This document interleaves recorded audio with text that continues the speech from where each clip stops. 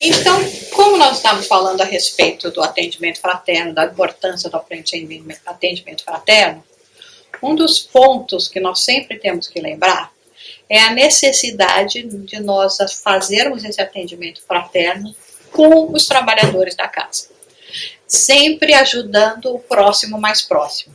Muitas vezes, porque a gente acha que, não, mas é trabalhador da casa, é palestrante, conhece bem o espiritismo, que a gente não passa por problemas, né?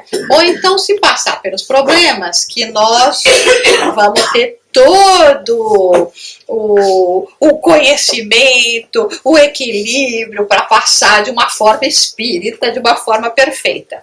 A gente não consegue. Então, realmente, vão ter momentos da vida de cada um de nós, trabalhador dedicado ou não, de anos, décadas de doutrina, que nós vamos precisar do auxílio. Às vezes é um desequilíbrio que a gente sente que está se aproximando.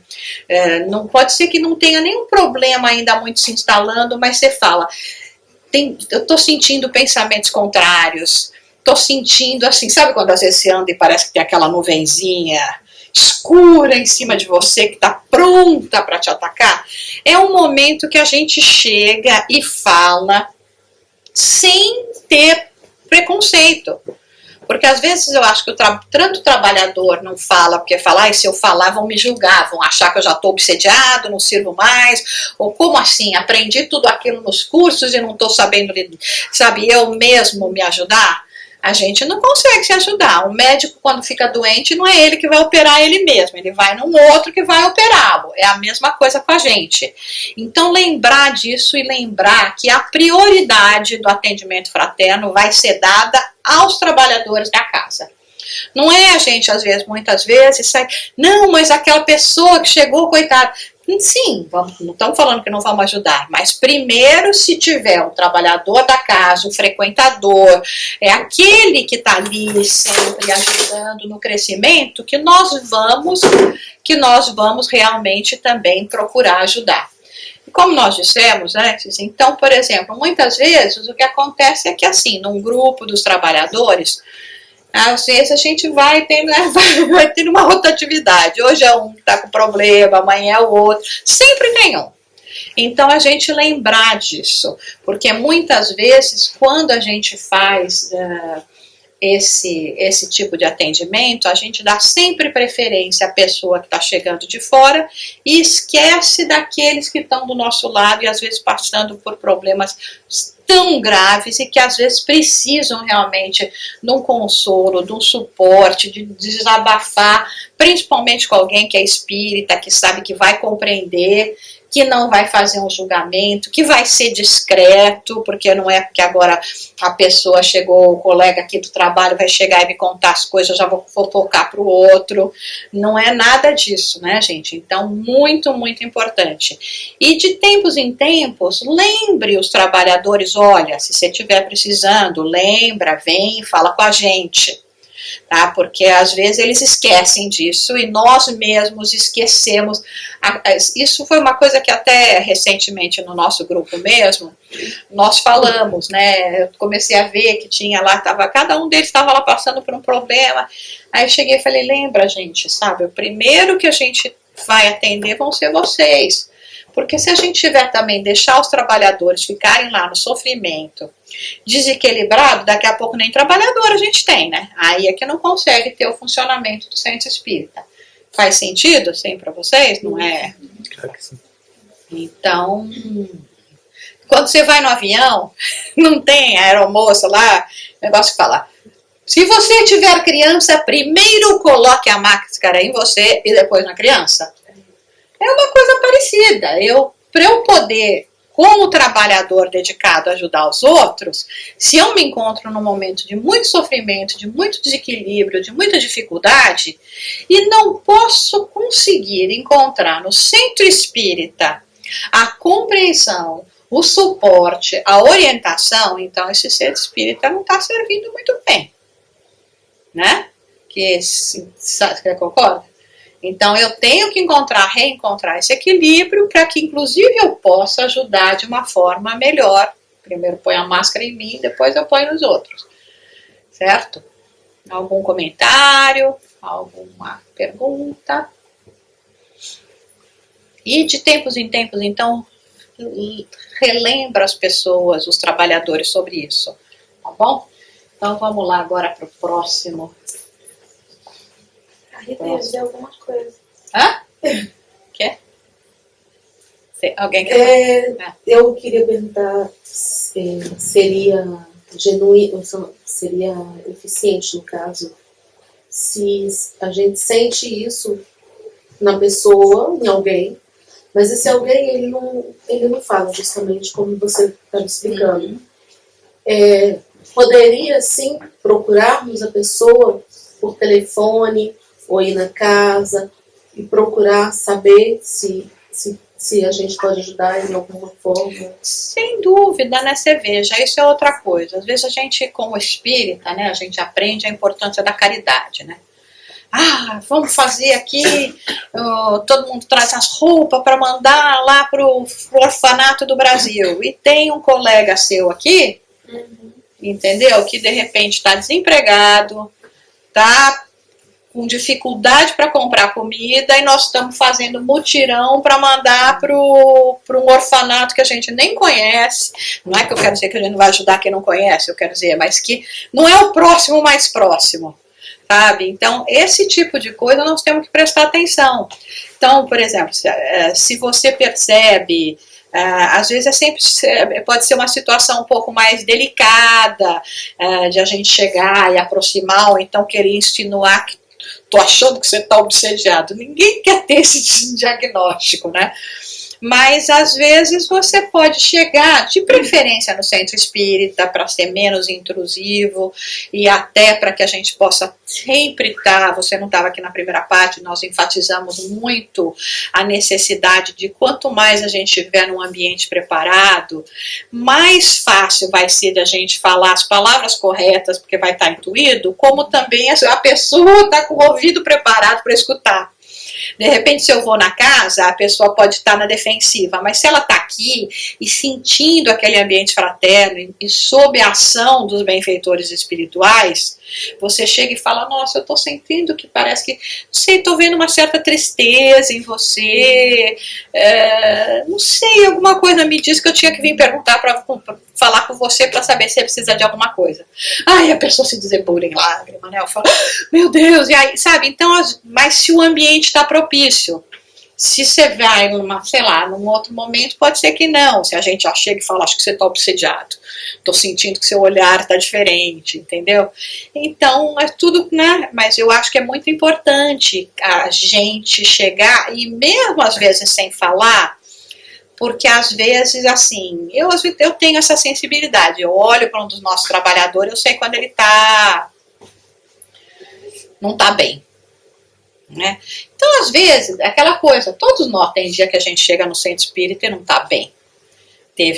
Então, eu começo a prestar atenção para ver se aquilo era só hoje, ou se na próxima vez vai estar igual. Aí a gente também já até começa a fazer umas preces sem precisar necessariamente. No centro espírita, quando ela se afasta justamente. Aí é complicado, né? Aquela coisa, quanto mais a gente ficar fazer as preces, tentar trazer a pessoa, melhor vai ser, né? Então é imprescindível a gente ter uma ação para se beneficiar, né? Eu estava há pouco tempo, acho que foi num dos centros que eu fui aí, tinha uma imagem, não sei nem se não foi lá de vocês, que tem aquela imagem de Michelangelo, da mão de Deus, quando os dedos se tocam. A criação. A criação. Pela primeira vez eu olhei para aquela imagem de uma forma diferente. Quando eu olhei, eu vi assim, a mão de Deus, né? Assim, né, com o dedo assim, né, que a gente conhece, decidida, firme, esticada, entendeu? E a mão do homem, ou do ser humano, né, assim, tímida, retraída, com o dedo assim, não sabendo ainda como fazer, esticar, entendeu? Então, para mim, deu bem aquela representação. Falei, nossa, Michelangelo devia estar inspirado. Deu bem aquela representação do ajuda-te, o céu te ajudará. O céu está ali, decidido, com a mão firme, pronta para te puxar. E a gente está assim, ainda retraído, tímido, com o dedo meio, né, não sabendo ainda que caminho vai. Quer dizer, é só você fazer esse movimento.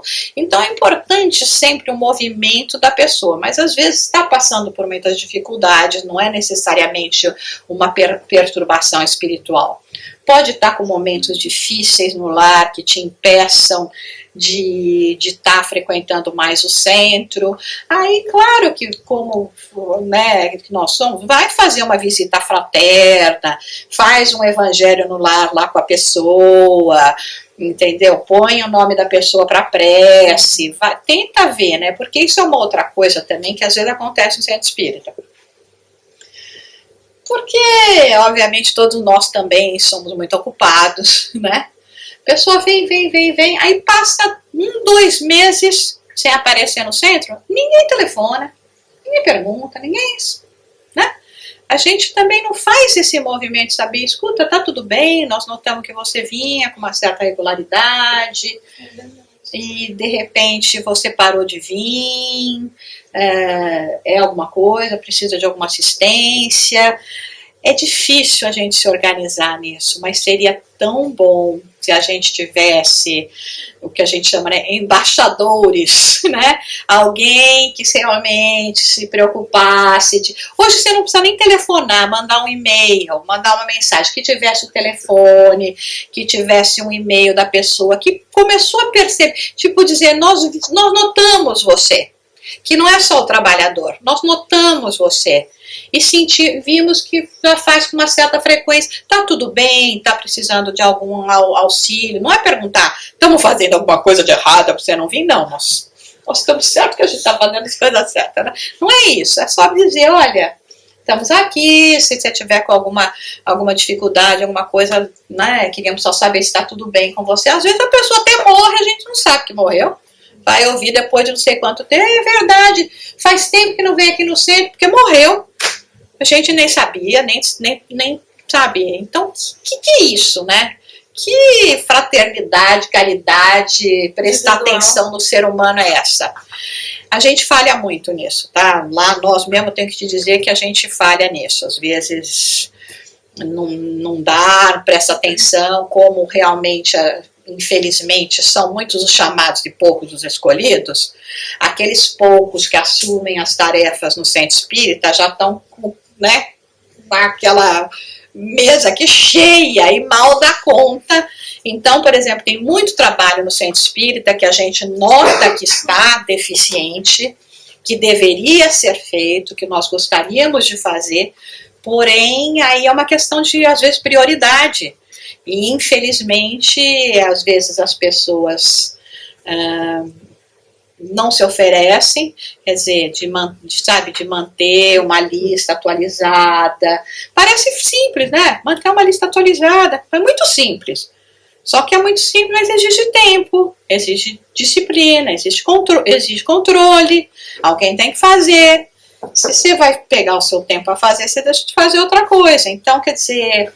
É muito difícil, mas é uma coisa que nós precisávamos prestar atenção em se tratando, principalmente de atendimento fraterno. Você acha que levantou a mão? Não sei se alguém mais... Porque você falou que, tipo, haver os embaixadores, as pessoas fazem, mas isso não tem que ser uma coisa vindo de você, não precisa ser o seu trabalho, porque eu já vejo que é um trabalho. Você ver... olhar para as pessoas e ver quem está faltando, por que essa pessoa não veio, é uma coisa de você, não é um trabalho. Não, né? Na verdade, assim, então, por exemplo, estamos aqui, o Pedro e a Regina, eles percebem, falam, a Adelaide, faz tempo que ela não vem, Adelaide, mas faz tempo que ela não vem, porque às vezes eu dou o nome errado para a pessoa, que ela não vem, será que aconteceu alguma coisa, alguém sabe dela, quem é mais amigo, não estou sabendo, verdade e tal. Então, olha, Ricardo, você que que é o o embaixador nesse sentido, escreve um e-mail lá para Adelaide para ver se está tudo bem. Então, não necessariamente, sabe, é ele que tem que prestar atenção. Às vezes, pode ser até ele, já que é uma função dele, ele chegar aqui e falar, chamar a atenção da gente, falar, olha, você percebeu que a Adelaide não está vindo? Aí, de repente, às vezes a gente até ela avisou a Regina, olha, eu vou estar em férias, aí vou lá para Portugal 2 meses.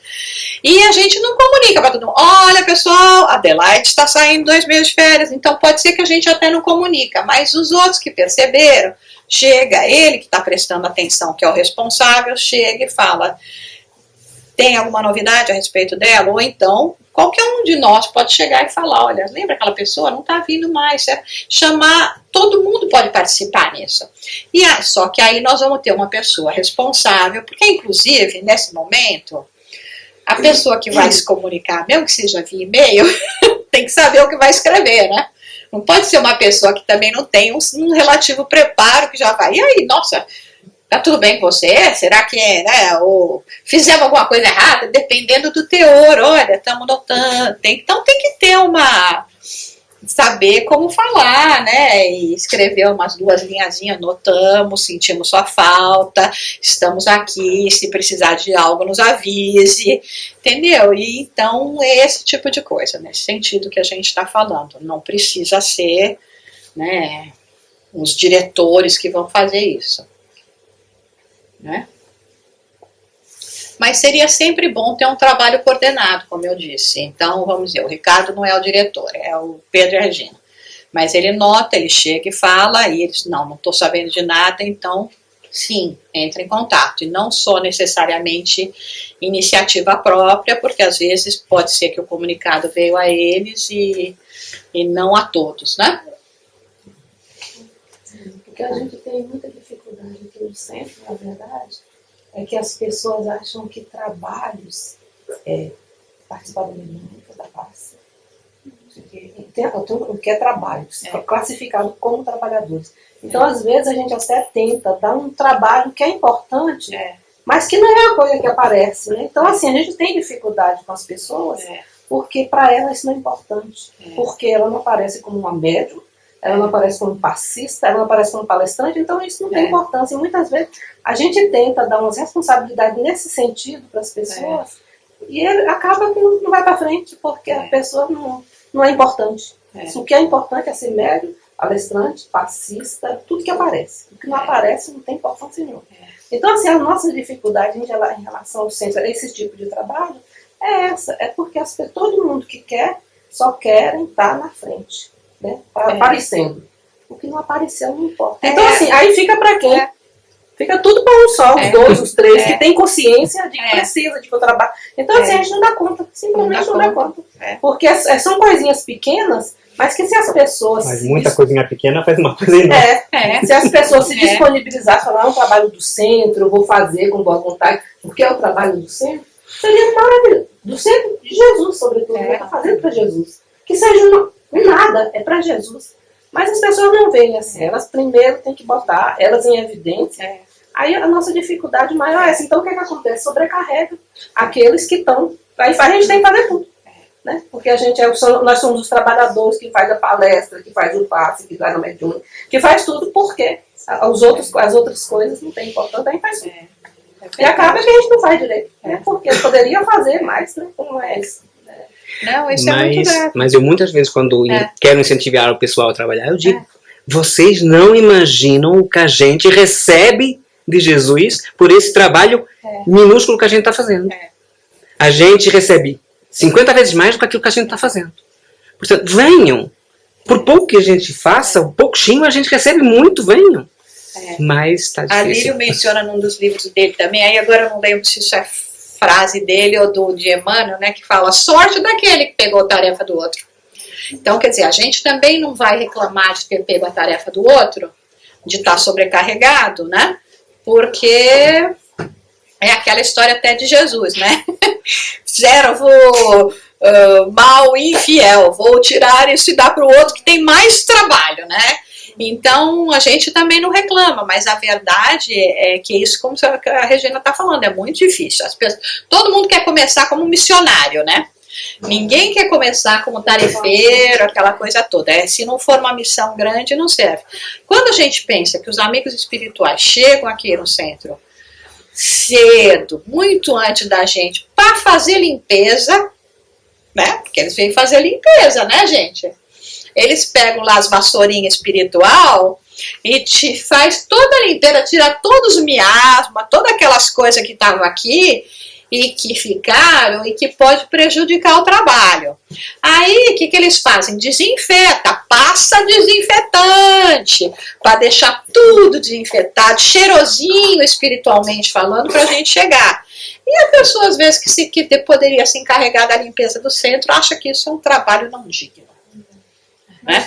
Agora, os amigos espirituais superiores fazem isso.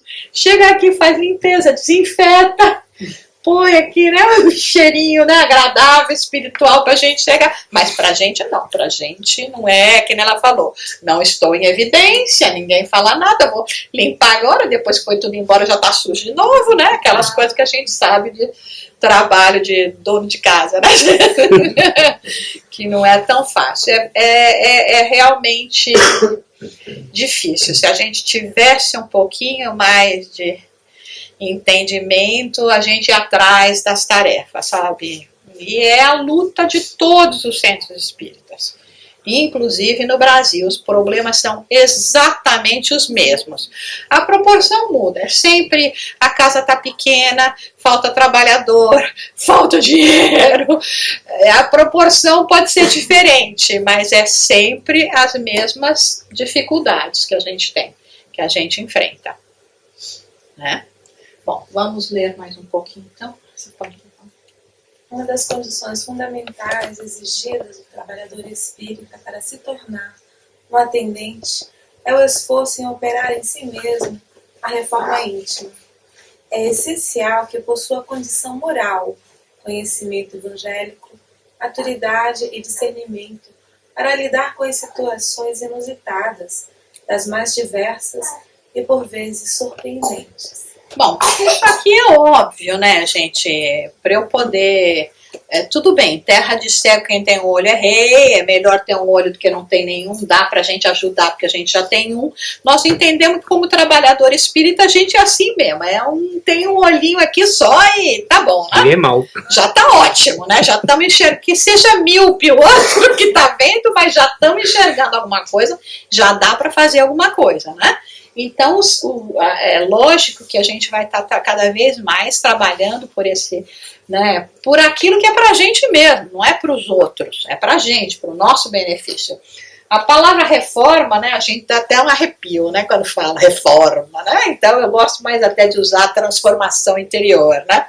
Porque quando pensa que tem que fazer reforma de casa, reforma de banheiro, você... Então, reforma interior, então você já imaginou, ia ser bom, né, se tivesse uma IKEA aí que você chega lá, compra tudo pronto, quero um pouco de virtude, a paciência tá cara hoje, quem sabe na semana que vem eu compro um pouquinho, né, mas dá para levar indulgência, a indulgência tem oferta nessa semana, oferta de indulgência, ia ser uma beleza se fosse desse jeito, né, mas não é, é com sangue, suor e lágrimas, né, que a gente faz todo esse trabalho e quando acha que chegou, não chegou. Aí a gente tem umas surpresas na vida, né? Então, fala, puxa, e eu que achava que já estava paciência, a Ana Guimarães falou uma vez, eu nunca esqueci, faz muitos anos que assisti uma palestra dela que ela falava, não, perdi a paciência, ela... Como assim perdeu a paciência? Ela falava, né? Você tem ou não tem, né? Não é paciência, onde é que você foi parar hoje, né? Então, são algumas situações que vão mostrar pra gente as virtudes que nós já adquirimos, que estão solidificadas no nosso espírito e outras não, né? De uma maneira geral, nós estamos vindo uma nota 1 e 2 em quase todas elas, né? Ainda falta muito pra gente crescer. Mas vamos ver quais são aqui os requisitos que eles falam, né?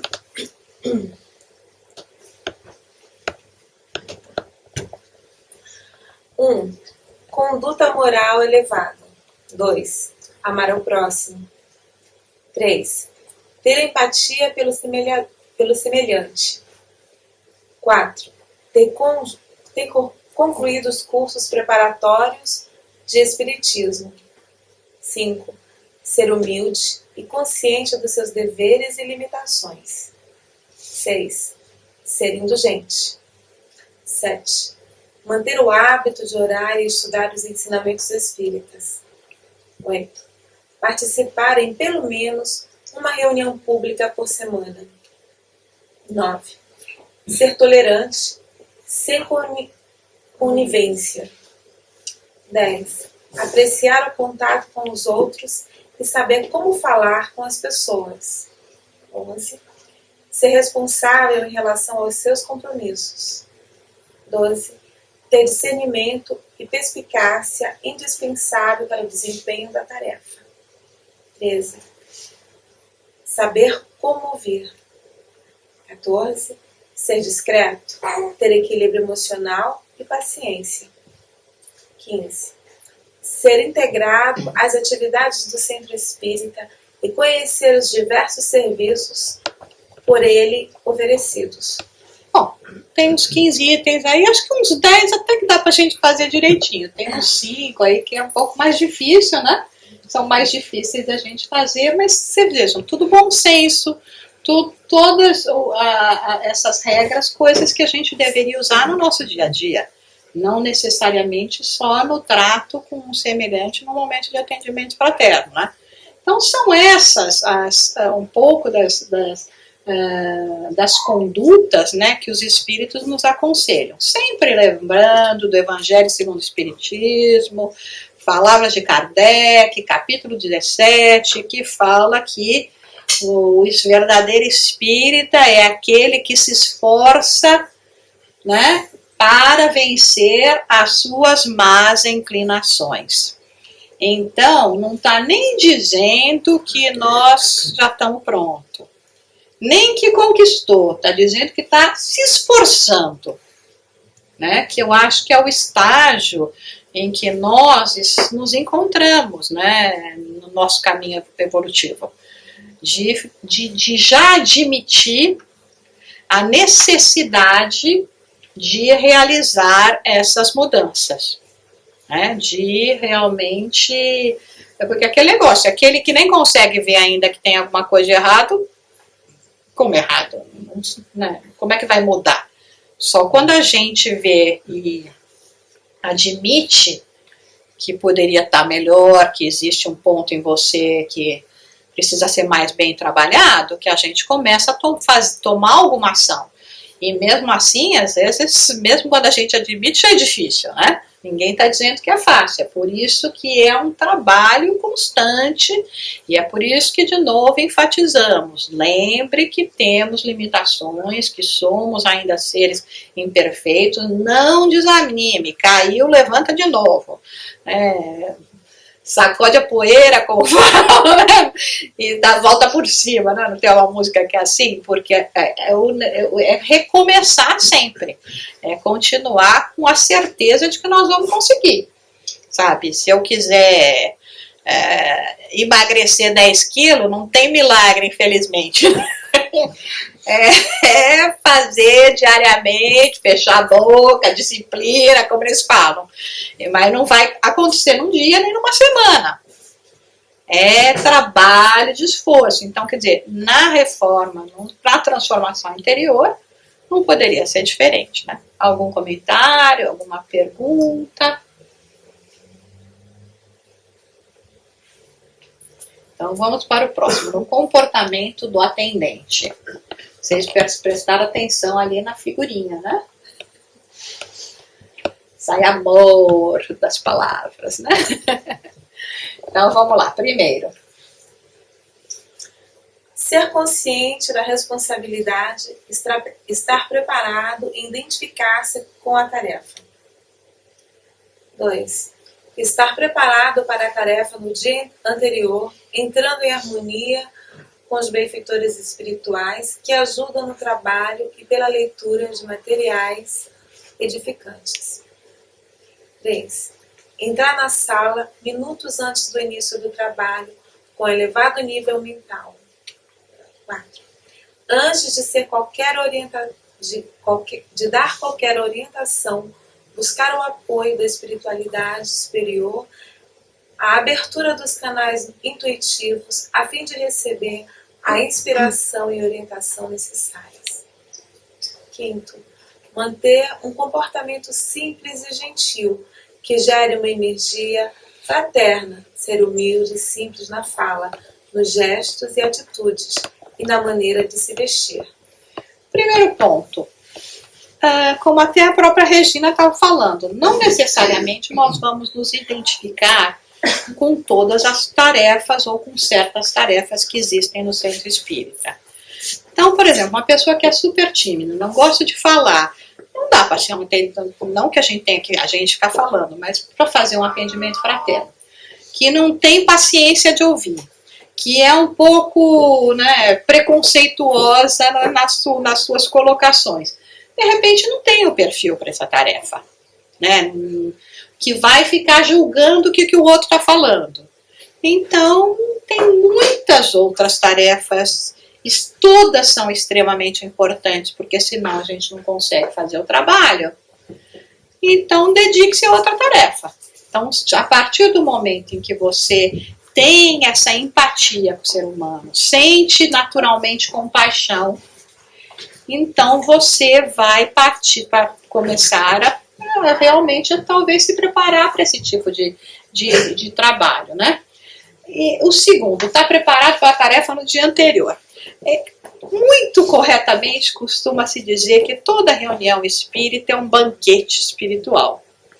Se a gente é convidado para um banquete no mundo material, você vai se preparar 15 minutos antes para ir para o banquete? Provavelmente meses antes você já entrou na dieta porque quer entrar num vestido legal, uma roupa que vai ficar, não vai mostrar barriga nem nada, vai ficar pensando que cabelo que você vai fazer, que maquiagem, como é que você vai chegar, aquela coisa toda, no banquete material. O banquete espiritual a gente acha que pode chegar aqui 5 minutos correndo, esbaforido, sem nenhum preparo, e pronto, agora é com vocês. Coitados, não tem conexão. Não dá linha, não pega, não tem jeito, né? Então, é por isso que falam, sabe? E a verdade, a disciplina que a gente, e o comprometimento que a gente precisa ter com o trabalho espiritual, acaba nos ajudando, porque nos ajuda nessa transformação interior. Não, amanhã eu tenho reunião. O cara não pensa assim, amanhã eu tenho reunião, eu preciso estar em melhor sintonia, deixa eu pegar um livrinho aqui. Então, é outro benefício para a gente, porque, de novo, eles não precisam que a gente melhore, quem precisa melhorar somos nós. Né? Quem vai encontrar felicidade, paz de espírito, à medida que você se equilibra mais, somos nós. Né? Então, esse tipo de trabalho até ajuda a gente a andar na linha. Né, no sentido de que não preciso me vigiar, preciso vigiar o pensamento. Nem que seja só hoje, no dia da tarefa, é um dia da semana. Quando você transforma num hábito, não, nesse dia não posso ficar nervoso, alguém me cruzou no trânsito, vá com Deus, a paz do Senhor o acompanhe, né? Aí a gente até dá risada mesmo, né? Que Deus o bendiga, né? Paciência, serenidade, né? Querido irmão, quando a gente vai fazendo isso por obrigação, porque hoje é o dia do trabalho e eu preciso preciso tomar um pouco mais de cuidado com o que eu estou comendo, o quanto eu vou comer, que vai influir de repente no meu estado de espírito, no sono, aquela coisa toda. Então, aquilo que virou um hábito de 1 ou 2 dias na semana, que começa a ser um hábito de 1 ou 2 dias na semana, passa a fazer parte de você. E quanto menos você se dá conta, nos outros dias que você não tem o trabalho também, você já começa a cada vez mais trazer esse comportamento que hoje você é obrigado a ter para os outros dias da semana que você não é obrigado a ter, vamos dizer assim. Então, nos ajuda nesse sentido, esse tipo de conscientização, né? Sempre lembrar que a gente fala com a inspiração do alto. Tem um caso muito interessante que aconteceu comigo, que foi o seguinte: uma amiga até que frequenta o centro espírita, ela tem um filho de 10 anos. E o menino começou a ter fenômenos mediúnicos. é americano, né? Pai americano, então ela é brasileira, mas criado todo lá, aquela coisa, enfim, estavam lá todo mundo apavorado, porque o menino estava começando a ver coisa e tal, e não sem saber o que fazer. Problema dessas áreas surgiu, vai falar com a Jussara. Contou pra mim o que estava acontecendo, vou levar meu filho para falar com você. E eu pensando, meu Deus do céu. Chegou lá, né, no dia do atendimento fraterno, com o moleque, botou o moleque aqui sentado na minha frente, agora conta pra ela tudo que tá acontecendo com você. Você sabe como é que é moleque, 10 anos de idade, sentado na tua frente, que quase nunca te viu muito bem, né? Quer dizer, não, ele ia lá tomar passe, até esse menino foi gozado uma vez, primeira vez que ela levou ele lá para tomar passe, diz que ele saiu de lá, ela falou para mim, nossa mãe, naquela hora, você sabe que eu não conseguia lembrar nem de videogame? Foi tão bonitinho. Bom, enfim, o menino descrevendo o negócio, né? Que ele deu assim uma calma, uma paz que nem de videogame ele lembrou. E aí o menino lá, né? A mãe fala, o menino de boca fechada, não falando nada. E eu pensando, meu Deus do céu, o que eu vou falar para esse menino? E porque assim, né? O menino está apresentando fenômenos mediúnicos. É uma experiência que eu gosto de contar, porque hoje em dia, cada vez mais, nós estamos vendo crianças apresentarem alguns fenômenos e a gente não sabe muito bem como lidar com isso. Então, a minha experiência pode ajudar vocês, né? Também.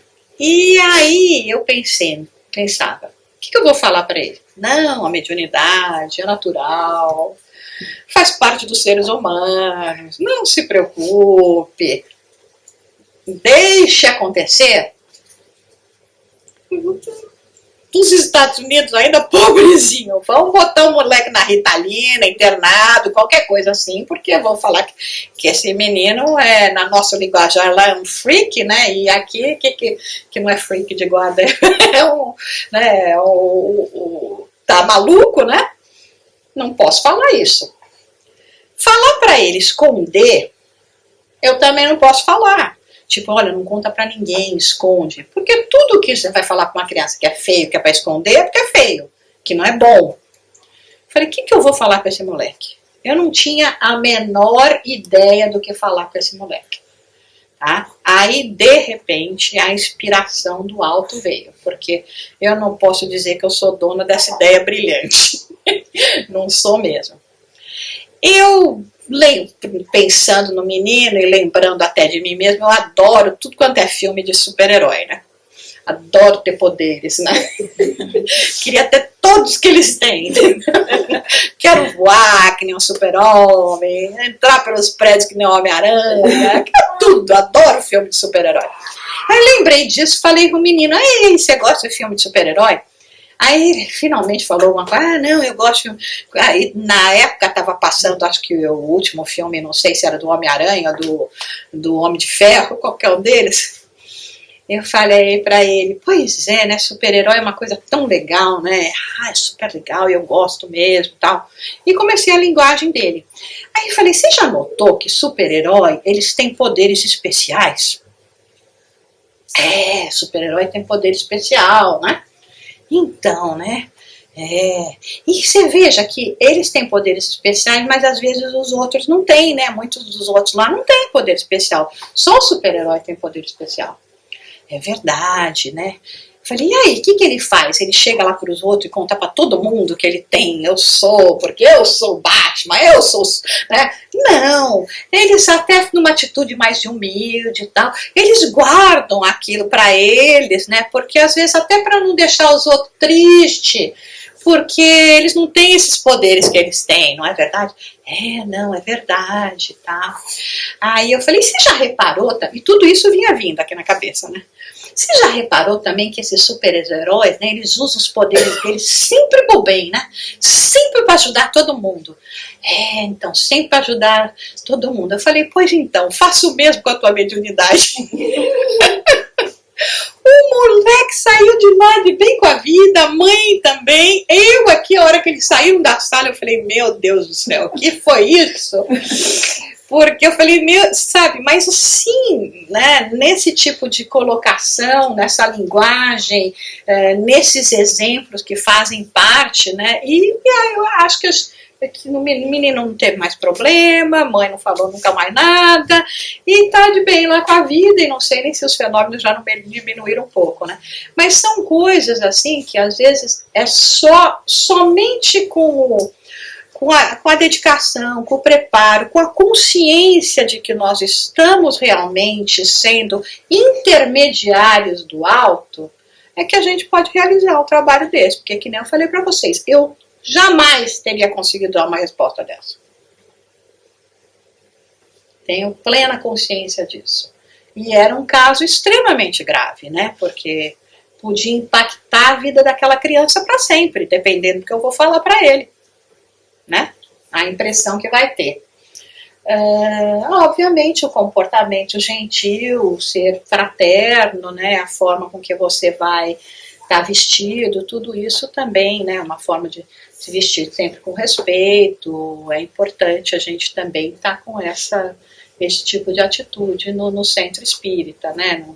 Não chamar atenção com a nossa vestimenta ou com a pouca vestimenta. Não sei se acontece aqui, mas nos Estados Unidos, quando chega verão, a turma acha que é tempo de se achar que está no Rio de Janeiro, né, na praia. Então, não é assim que a gente vai a um centro espírita, muito menos fazer um atendimento fraterno, né? Com os decote até aqui, com barriga de fora, com uma saia, o shortinho por aqui. Não é assim que a gente se veste para encontrar com altíssimos representantes, né, do plano espiritual. Perguntas, comentários? Isso não é puritanismo. Isso nós temos que lembrar que quando as pessoas vêm ao centro espírita, nós somos todos doentes. Estamos no centro espírita porque estamos doentes. Começando pelos trabalhadores, né? Como diz o próprio Emmanuel, né? É o mais necessitado, né? Foi-lhe dada a oportunidade de se corrigir através do trabalho. Então, a pessoa que chega desequilibrada nos seus pensamentos, de repente se desvia. Se é uma mulher que está lá toda, né, bonitona, não sei o que, as outras já olham morrendo de inveja, ou falando assim, nossa, não sabe como é que vai se vestir desse jeito, não sei o que. Um homem pode começar a cobiçar, né, já, enfim, então tem, né, às vezes também chega aqueles moços lá que são uns pedaços de mau caminho, desvia a cabeça de todo mundo, né? Então esses pensamentos que, vamos dizer assim, não são pensamentos tão dignos, né, para a gente ter num ambiente desse que pode conturbar, se a gente puder evitar, a gente evita. Então não é questão de ser puritano, de dizer tem que todo mundo uniforme, não, é para evitar esse tipo de coisa. Por exemplo, nós fazemos atendimento ao centro espírita a uma pessoa que é ninfomaníaca. Entendeu? Vocês sabem que é ninfomaníaco, todo mundo, né? Sim. Chega uma pessoa lá assim, de repente, chega lá aquelas mulheres todas, né? Não vai encontrar assistência espiritual, saúde, já vai encontrar perturbação mental cada vez maior, entendeu? E a pessoa está lá querendo se ajudar, querendo se melhorar, né? Quer dizer, então é importante a gente, nesse ponto, em todos os trabalhos, ou mesmo como simplesmente participante numa casa espírita, observar a forma de se investir em respeito até aos espíritos que se encontram aqui. Que eu falo, se você fosse encontrar aqui o presidente aqui do seu país, né, fala assim, não, você vai ter uma audiência, presidente ou presidente, como é que é? Eu não sei o que é aqui. Presidente. Vai ter uma audiência com o presidente. Como é que você vai se vestir? Vai buscar o teu melhor terno, sua roupa, né? E vai lá, então falar com a rainha da Inglaterra, né? Gente, os espíritos que chegam aqui, que vêm nos assistir, são muito mais importantes do que qualquer um desses representantes dignos que nós temos nos nossos diversos países. E a gente chega como se não viesse da praia, do campo, entendeu? Acabei de sair da ginástica, vem lá de rocolã, de tênis, tudo assim, entendeu? Não, o respeito, né? Ah, mas não dava tempo. Programe-se. Sabe? Traz uma roupinha extra, se muda a roupa na ginástica, sabe? Então você vê que na igreja católica não entra, né? Eu lembro uma vez que eu fui entrar numa igreja, eu estava com um vestido aqui. Aqui. Mostrava o joelhinho um pouco, mas aqui, gente.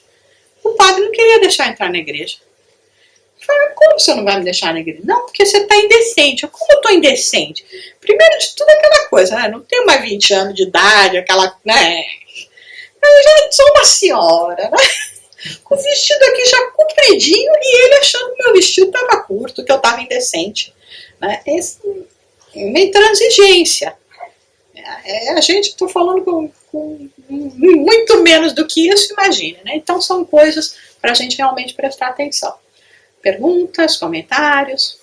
Eu acho que é bastante compreensível, porque para todas as ocasiões e para todos os lugares que a gente vai, é como você disse, tem sempre uma preocupação com como que vai estar, prestigiar a pessoa que está fazendo a festa, você vai também se vestir de acordo.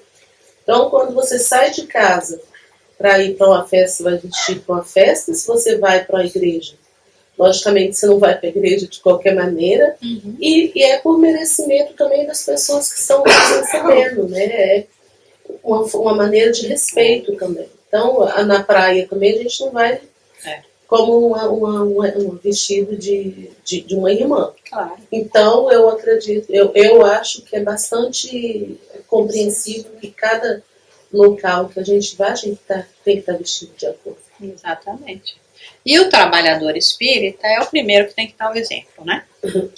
Então, senão, se a gente chega lá como público e aí vê os trabalhadores, a gente acha que tudo bem, né?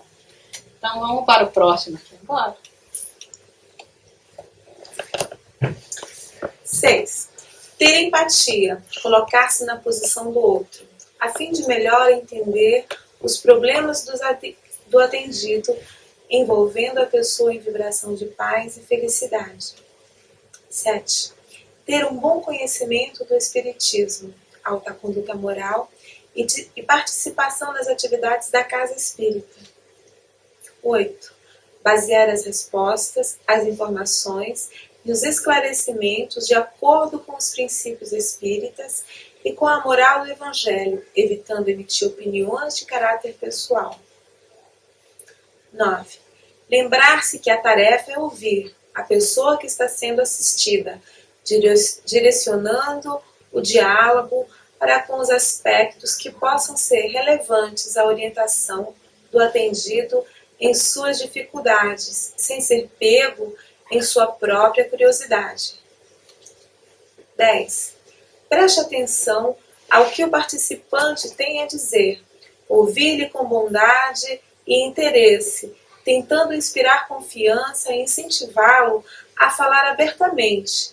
Esta atitude lhe permitirá liberá-lo de qualquer tensão ou expectativa, induzindo-o a confiar em você.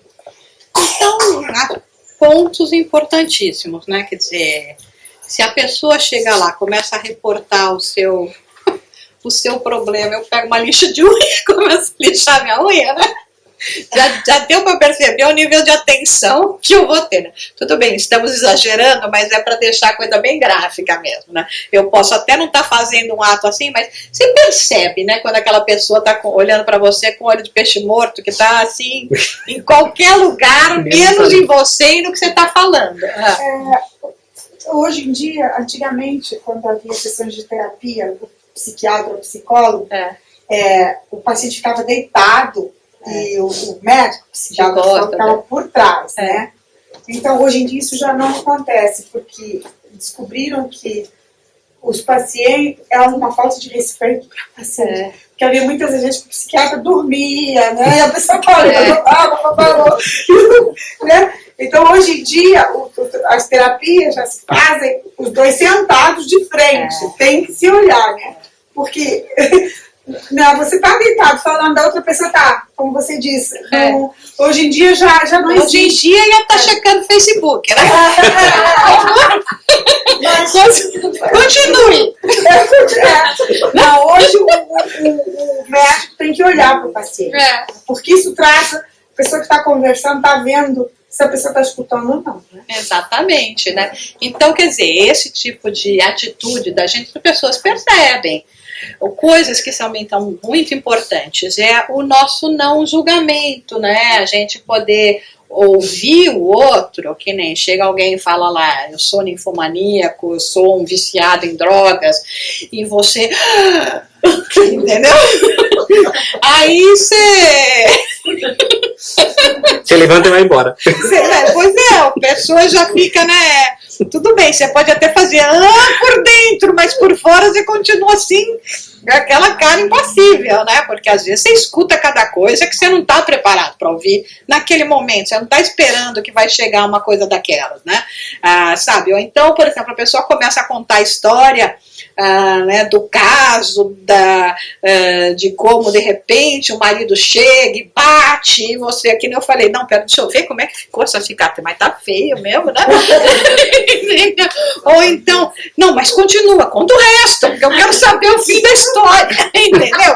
A gente começa a mostrar curiosidade, é aquela coisa, lá não somos nós, né, os seres triviais, superficiais e normais que estão numa conversa, né? Mas não me diga, não tem espaço para essas expressões de surpresa, de preconceito, de repudiar, de prejulgar, entendeu? E uma coisa que é muito importante, não sei se acho que a gente vai ver ainda mais para frente, mas vou já falar agora, que é nunca menosprezar o problema do próximo. Para você pode não ser importante um sofrimento que o seu irmão ou irmã está passando, porque você já tem um outro entendimento, um outro grau de maturidade. Mas para aquela pessoa, que nem, por exemplo, um adolescente, né? Ou então, se é mesmo que seja teu filho, chega lá com o coração partido porque o namorado, a namorada deu um fora, né? Aí a gente, com a falta de sensibilidade, pode virar, ixi, esse é apenas o primeiro, e prepara que vem muito ainda. Quer dizer, para eles, aquilo é o fim do mundo. É um dos grandes motivos que levam adolescentes, que são os índices altíssimos, a cometerem suicídio. E a gente, com uma insensibilidade, uma frieza emocional, não presta atenção na importância que aquela maturidade apresentada na adolescente representa. Então, de repente, vem uma pessoa lá que tá, sei lá, de vez em quando, assim, sinto uma dorzinha aqui, não dá para ficar checando o Facebook toda hora, o braço reclama, o carpal tunnel, sei lá o quê, e vem o outro que tem um câncer terminal e está numa melhor disposição. Mas as vivências, o crescimento espiritual de cada um é diferente. Aí, às vezes, até você pensa, puxa, acabou de sair uma pessoa daqui que literalmente está com o pé na cova. Né? E chega um outro que você fala, meu Deus, se isso fosse problema, né? E tá lá falando, não sei o quê. Mas, às vezes, para esse, é realmente pior, porque é tão imaturo espiritualmente falando. Então, nunca a gente pode prejulgar ou julgar, né, a dor do próximo. Isso é importantíssimo em se conversando com os nossos semelhantes. E isso, que nem eu disse, isso serve para a vida, não é só no atendimento fraterno, né? Chega alguém te confidenciando, que aquela minha colega do trabalho, mas às vezes você fala, mas de novo, quem não tem problema com colega de trabalho? Mas aquilo pode te levar a uma situação insustentável, pode te levar a perder o emprego ou a pedir uma demissão só por causa de uma situação assim. E você não está dando importância, certo? Alguma coisa mais? Uma pergunta? Vamos para o próximo, então. 11. Conduzir o diálogo com a objetividade e brevidade adequados a cada caso, sem, no entanto, prolongar excessivamente em respeito a outras pessoas que estão à espera do seu turno. 12.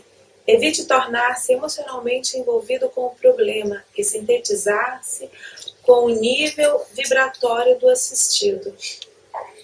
13. Evite sentir-se chocado, julgado, condenado, mesmo intimamente, ou adotar atitude de preconceito, ouvindo com atenção e mantendo serenidade, caridosa e imparcialidade. 14. Manter a privacidade necessária sobre tudo que seja dito ou ouvido, em respeito à dor da pessoa. 15. Não pensar em seus próprios problemas, mas focar-se nos problemas dos outros. 16. Não falar sobre experiências pessoais negativas e evitar quaisquer declarações que possam provocar constrangimento ou desconforto. Então, é importante também a gente ter uma disciplina, né? Normalmente, como até na própria psicologia, né? O caráter da pessoa que vem conversar com você, principalmente vem conversar, às vezes, como diz, às vezes é mais até um desabafo, né? A necessidade de desabafo, a catarse que eles falam, então ajuda nesse processo. De novo, mesmo que a gente ficar sentado lá 2 horas com a pessoa, quem faz terapia também sabe, não é só 2 horas de terapia que vai te ajudar. Existe todo um procedimento, entendeu? Então a gente está ali aberto, esclarecer, porque a gente pode, do que pode esclarecer, deixar a pessoa desabafar. Então, normalmente, num tempo assim de 10, 15, 20 minutos, deveria ser o suficiente para você já acalmar, orientar um pouco, ouvir a pessoa que vem conversar com você, até para dar chance de outras pessoas também, se você vai ter 1 hora de trabalho, com isso cada um já pode atender 3 pessoas. É sempre constrangedor para aquele que está fazendo atendimento fraterno, né? Botar o relógio, plim, agora passou teu tempo. Tenho que atender o próximo. Então, às vezes, a gente até fala, se tem alguma pessoa que pode ajudar a trazer as pessoas, quando deu, assim, 20 minutos, né, passou 2 minutinhos, 3 minutinhos, vai lá e bate na porta. Se tiver na porta, ou chama a pessoa, tem uma outra pessoa querendo vir falar com você.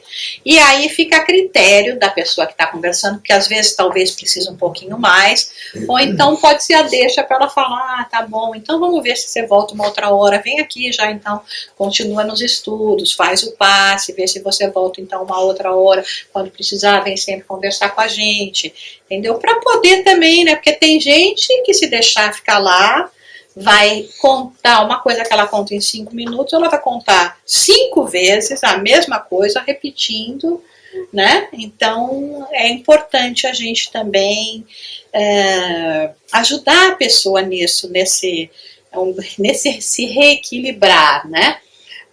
Não é o caso de nem dizer que eu vou entrar no mesmo nível emocional da pessoa chorar junto, mas seu caso é muito triste, começa a chorar junto, entendeu? Ou então, mas é verdade, aquela coisa de conversa fofoqueira, né, que uma conta um negócio, outra conta outro. E muito menos ainda, quando a pessoa quer contar, ai, você sabe que eu tenho sentido dor nas costas, talvez eu tenha que operar, ou não me diga, dor nas costas, eu tenho dor. Aí o cara que tá atendendo lá, nossa, a minha também é horrível, que remédio que você toma? Virou conversa de esquina, né? Porque não é mais que tá dentro. O teu médico te deu isso, meu médico me deu esse, já tentei esse, mas esse não funciona. Não é a gente que tem que estar falando o nosso problema. Ai, mas a sua dona, mas a minha é pior. A minha é pior. Já operei, não adiantou nada. Aí, coitada da pobre coitada, que tá lá até com esperança na cirurgia, você fala, ixi, já operei, não funcionou. Sei não, você devia operar. Não é a nossa praia, não é a nossa conversa fazer esse tipo de usar essas oportunidades. Não é pra gente falar da gente, falar que você tem dor pior, falar que você, sabe, você, como eu disse, você vai ter a empatia, se você tem a mesma dor, você vai ter a empatia pela pessoa. Às vezes você pode até usar um exemplo pessoal, mas muito brevemente, para dizer, não, eu também passei pelo mesmo problema, imagino o que você deve estar sentindo. Mas aí sem começar a dizer dos particulares da situação que é semelhante que você passou. Perfeito? Senão, quem está fazendo atendimento fraterno em você vai ser o paciente que chegou, né? Não vai ser você, né? Pergunta com... Havendo assim uma sequência de tratamentos ou de atendimentos... Uma que? Fala. Uma sequência de tratamentos, seria interessante fazer um registro para ver qual é a evolução. Olha, é muito bom mesmo. Eu acho que é bom. Aí entramos de novo naquela situação. São muitos os chamados, poucos os escolhidos. Né? Porque pode não parecer nada, mas seria interessante que a gente tivesse um fichário, né? Que já tivesse as folhas previamente colocadas lá, nome, endereço, correio eletrônico, telefone. Aí tem uma coluninha que vai estar dizendo lado espiritual, outra coluninha que vai estar dizendo lado material, outra coluna que vai estar escrito conclusões, conselhos, né? Quer dizer, qual foi o que você falou, faz o evangelho no lar, vem fazer tratamento ou passe nas segundas-feiras. Mas tudo isso exige, né, para um controle desse, exige um trabalho de alguém antes, que não deveria ser os pobres coitados daqueles que já estão com a coisa aqui, entendeu? Então, mas seria muito bom poder ter um histórico, né? Eu às vezes falo que eu gostaria mesmo de tirar fotografia até de gente que entra no centro. Não precisa nem ser aquela foto Kirlian, não. É a foto real. Tem gente que chega no centro, gente do céu, assim que você vê fisiologicamente as características do desespero e do desequilíbrio. E passa um tempo, graças a Deus, nossa, aquela pessoa se transforma, dá vontade de botar o antes e depois. Mas a gente não pode, dá licença, pode tirar foto sua agora, a pessoa já chega toda ressabiada ainda. Aí que a coisa fica feia.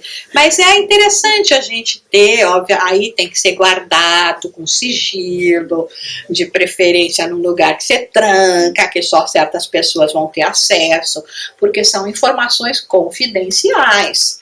Então seria excelente se a gente pudesse fazer isso, como deveria. Como uma consulta mesmo. Como uma consulta. Porque eu estou ouvindo você falar e estou aqui pensando, eu nunca tinha parado de pensar que como a pessoa tem que estar realmente preparada para isso, porque eu tive uma experiência muito ruim com um psiquiatra quando eu precisei fazer terapia, porque eu nunca tive muito problema de falar, eu sou faladora, né? Como a senhora já deve ter percebido. E ele ficava assim. E ficava nessa postura e eu estava acabada lá, né? E ele, toda hora, ele olhava no relógio. E aquilo foi me dando um desespero e eu fiquei 8 meses. Porque eu me culpava dizendo que, não, ele é profissional, ele faz isso, então deve ser normal. Aí tô lá. Aí descobriu-se o problema que eu tinha, que na época era um tumor no cérebro e eu tinha que operar. E aí, quando acabava, ele olhava, aí ele, né, ficava, aí eu sabia que tinha acabado. Então, e ele começava a falar das faturas, do pagamento e tal. toda coisa. E isso durou. Quando foi a época da cirurgia, ele sabia de tudo. E ele sempre, os problemas administrativos sempre parecia que estava mais importante. E eu aceitava aquilo porque eu achava que eu tinha que ficar quieta. Aí ele chegou a cirurgia, eu fui para o hospital, fiz a cirurgia. Tinha uma semana que eu tinha feito a cirurgia, eu falava assim, porque o tumor foi tirado pelo nariz. Ele ligou para mim para me cobrar. Ele ligou para falar que a fatura não tinha sido paga. Aí eu falei assim, mas doutor, eu tô no médico, eu tô no hospital. Como assim? Mas hoje a minha cirurgia foi tal dia. Aham. Ele não sabia nada de mim. Aí quando acabou que eu voltei, aí eu fui lá e falei, olha, eu não preciso do senhor. Eu estou precisando do senhor. O senhor olha no relógio. O senhor tem uma postura que me incomoda, o senhor olha no relógio a todo momento, e o senhor está muito mais preocupado com as suas faturas do que comigo. O senhor não sabia nem que eu estava operado, e o senhor deveria saber, porque eu imaginei que o senhor notava que eu estava tirando um tumor aqui de dentro da minha cabeça. Aí, enfim, aquilo me fechou durante muito tempo para eu estar aberta novamente para voltar a fazer a confiança no novo profissional e continuar a minha terapia. Provavelmente, na arrogância dele, ele deve ter pensado, essa daí está desequilibrada mesmo. Se fosse alguns espíritas, iam falar, essa daí está obsediada, porque eles não percebem que não estão dando atenção às pessoas que estão lá, entendeu? Então, se você chega e fala alguma coisa que é umas verdades, às vezes, que realmente, infelizmente, ocorrem, e vão dizer, não, você está perturbado, esse daqui agora quer perturbar, entendeu? Então, e no caso dele, a arrogância vai falar, se realmente está desequilibrada, é caso de psiquiatra, né? Não é mais caso de psicólogo. Mas sem dúvida, é muito importante isso que você falou. Só tem uma coisa, né, como nós dissemos aqui, nós que fazemos o atendimento fraterno no centro espírita, a maioria de nós não tem ou não é academicamente preparada para uma sessão psicológica. É por isso que a gente nem fala que é um tratamento psicológico, nem usa até usar a terminologia da terapia espírita é meio perigoso, não é isso. A gente simplesmente vai realmente dar um ombro amigo, né? Vai ouvir, entendendo já dentro do nosso campo de ação, que é o espiritual, e dando os conselhos dentro do nosso campo de ação, que é espiritual, de normalmente vir para os estudos, vir para o passe, vir a água fluídica, o fluidificada, o evangelho no lar, então que é dentro do nosso campo de ação.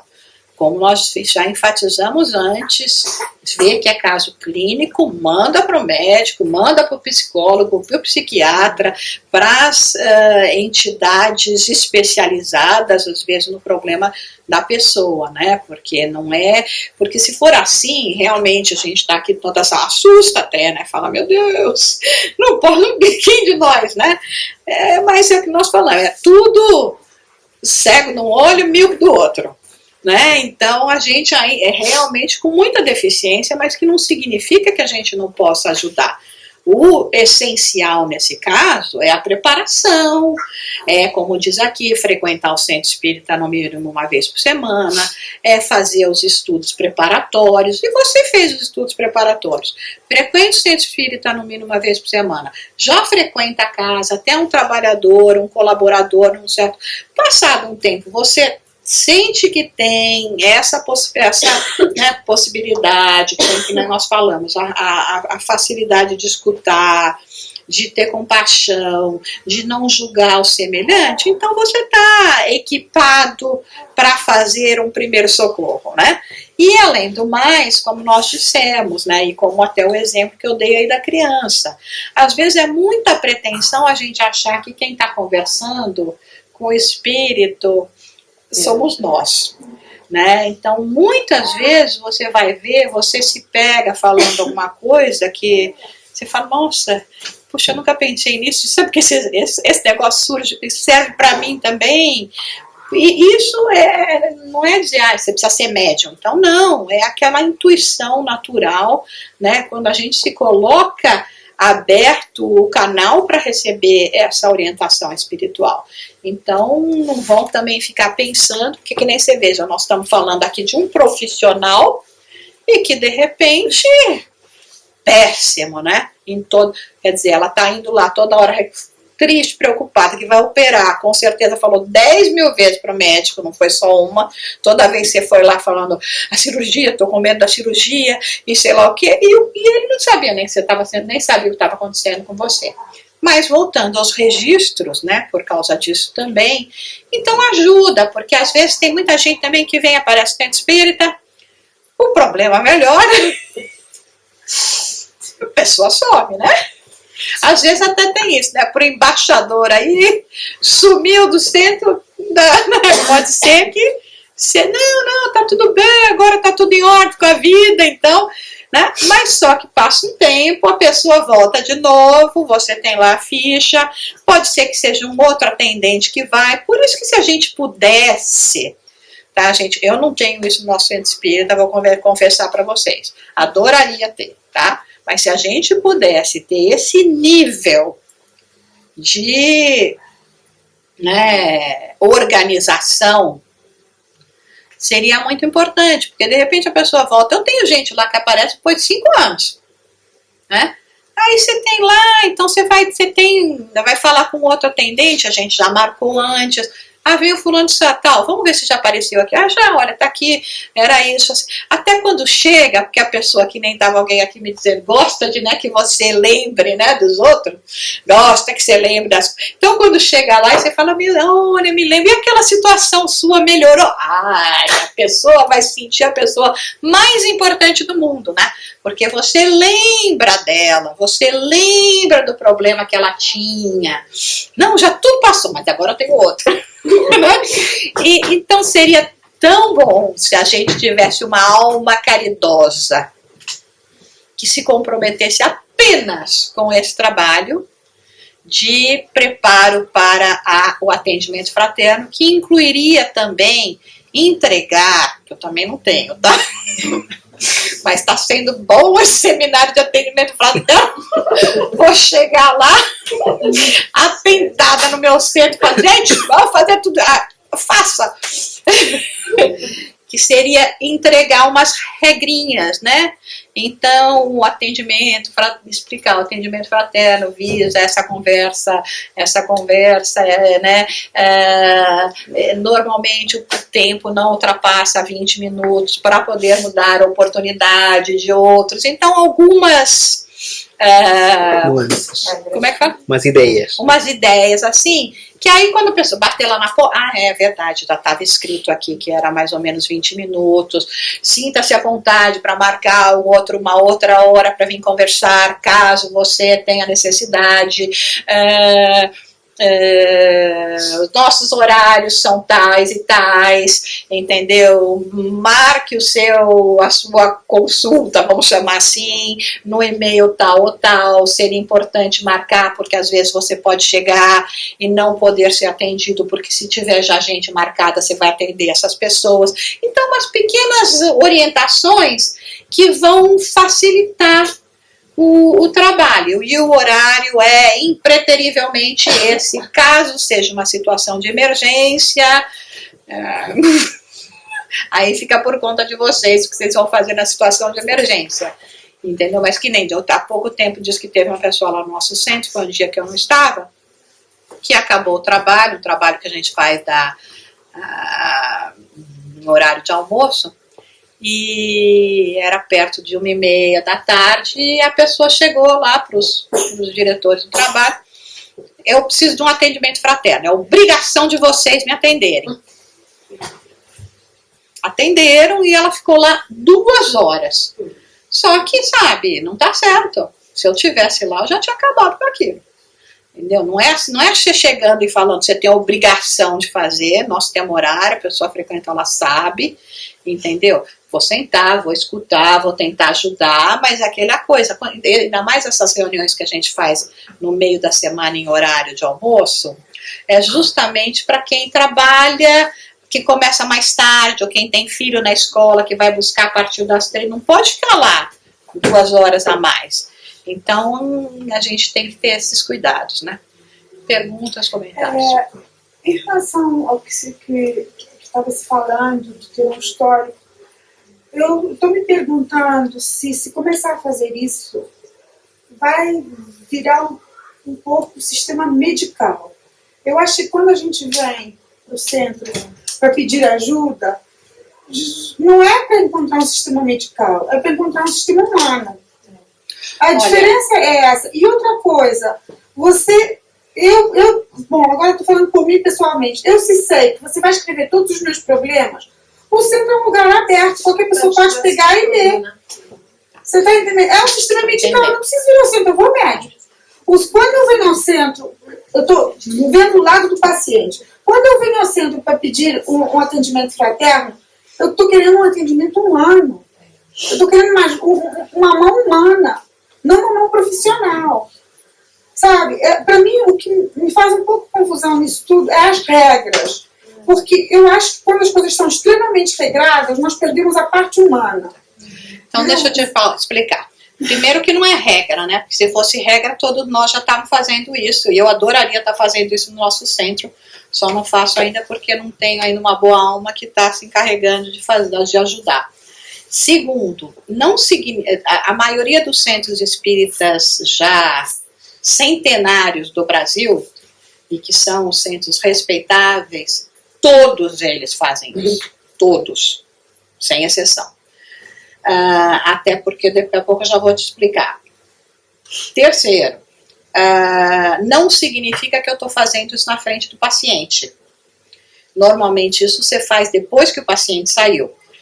O que pode ser feito antes é você já anotou antes, já começa o nome, seu contato, tarará, e aí você entra lá com essa fichinha com o teu nome, que até facilita na hora da gente conversar. Eu não vou ficar preenchendo a ficha enquanto você está falando, tá? A hora que você sai é que eu vou colocar. Então você não sabe nem que eu estou direitinho, se eu estou preenchendo a ficha ou não estou, não precisou chegar na tua mão, vem me entregue pela outra pessoa que está me trazendo você não sabe nem o que está escrito lá e nem o que está sendo feito. Na maioria dos casos, o que acontece também nesses centros espíritas que já têm um trabalho um pouco mais solidificado, com mais possibilidades, essas fichas são levadas para sessões de médiuns que vão fazer consultas através daquilo com os espíritos, né, orientação através da vidência, através de uma psicografia, para ajudar ainda mais a gente ter uma... Então, tem todo um sistema por trás e que o paciente não necessariamente sabe. E se o paciente soubesse que, olha, eu estou anotando tudo isso, porque depois vai passar lá no colégio de médiuns, que vai fazer, então, de repente vai estar olhando e eventualmente vai vir alguma orientação mais espiritual a respeito do... todo mundo ia adorar, né?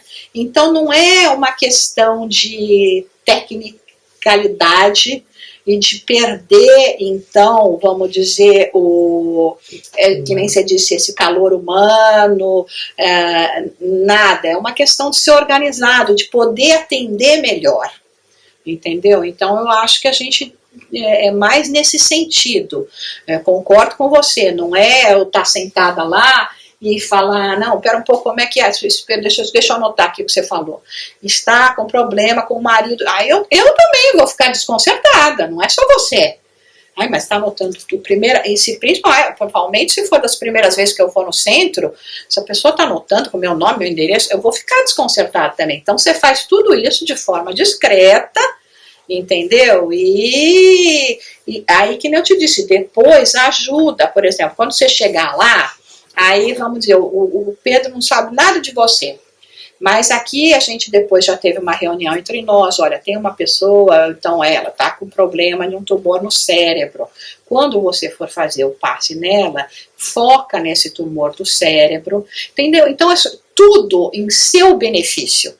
Nunca com o intuito de ser técnico, nunca com o intuito de ser indiscreto e de perder justamente esse sentimento fraterno. Então foca um pouco mais, né, ou eventualmente se for um tratamento espiritual, faz o tratamento mais aqui na cabeça, tal, para ajudar, para ver se, né, para o preparo para uma cirurgia, aquela coisa toda. Então ajuda todo o seu próprio processo, mas eu concordo com você, é uma coisa que se faz de uma forma discreta. Ela, depois você. Eu só queria deixar um exemplo. Só queria deixar um pequenino exemplo.